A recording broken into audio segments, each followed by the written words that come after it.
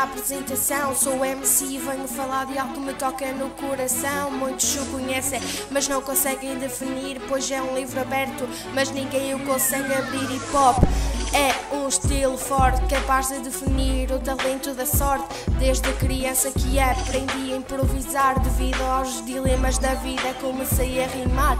Aprendi que este estilo ensina a viver, rodeada das minhas rimas consigo aprender. Vivo o dia a dia sempre com a mesma rotina, pois cada palavra, cada verso me fascina. Hip Hop não se aprende nem se adquire ou transmite. Fico feliz quando ouço, até perco o apetite, pois ele ocupa a minha vida. Graças a ele encontrei do labirinto a saída. Criei uma nova filosofia, pois o hip hop ensina a melhorar a sabedoria. Vou continuar sempre a improvisar para demonstrar que uma rapariga também sabe rimar. E não é para me gabar, com 3 anos já sabia cantar. As palavras eram soltas, deixavam-me às voltas.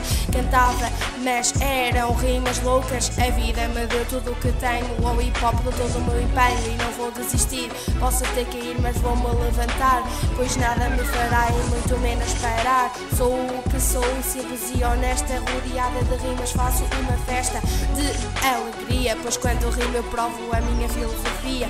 É um estado feliz rodeado de harmonia, as palavras aparecem como se fosse magia. Espero que continue assim, pois se não perco-me de mim. Estes versos alimentam-me, estas rimas sustentam-me, pois sinto-me realizada. Com hip hop sou tudo, sem o hip hop não sou nada.